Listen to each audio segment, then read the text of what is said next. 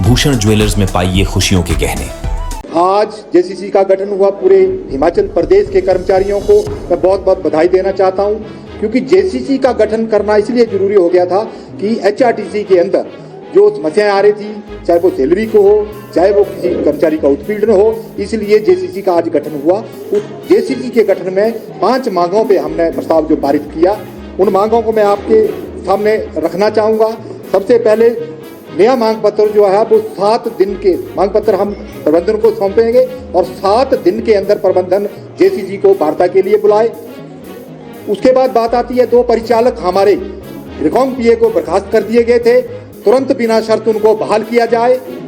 उसके बाद बात आती है हमारे तकनीकी कर्मचारी जो पांगी में किलाड़ में बस हादसे में बस हमारी खाई में चली गई थी, उनके वो एक्सपायर हो गए, तुरंत उनको आर्थिक सहायता दी जाए और उनको जो नौकरी प्रबंधन ने पीछे विद इन 3 मंथ के अंदर अंदर जो सर्विस पे किसी की डेथ हो जाती है एम्प्लॉइज की, उसको 3 महीने के अंदर अंदर सर्विस देने की बात की है उसकी फैमिली को। तो वो अभी 1.5 महीना होते आया है, उसको ना कोई एक पैसा मिला है, उसकी फैमिली को तुरंत जो है नौकरी दी जाए।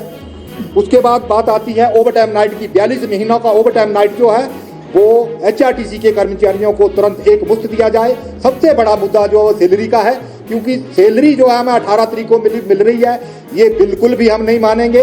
सरकार को आज मैं जेसीसी का अध्यक्ष होने के नाते ये चेताना चाहता हूँ सरकार और प्रबंधन को, अगर 1 तारीख को अगर एचआरटीसी के कर्मचारियों को 11 बजे तक सैलरी नहीं आई तो जेसीसी जो है वो गेट मीटिंग करेगी और रोज प्रकट करेगी। हमें कोई किसी भी हद तक गुजरना पड़ेगा, हम सैलरी 1 तारीख को लेके रहेंगे। 1 तारीख को 1 बजे गेट मीटिंग पे प्रबंधन और सरकार को हमारे फोटो भी देखने को मिलेंगे, प्रेस कॉन्फ्रेंस भी देखने को मिलेगी। धन्यवाद। आज जेसीसी का गठन हुआ, पूरे हिमाचल प्रदेश के कर्मचारियों को मैं बहुत बहुत बधाई देना चाहता हूं, क्योंकि जेसीसी का गठन करना इसलिए जरूरी हो गया था कि एचआरटीसी के अंदर जो समस्याएं आ रही थी, चाहे वो सैलरी को हो, चाहे वो किसी कर्मचारी का उत्पीड़न हो, इसलिए जेसीसी का आज गठन हुआ।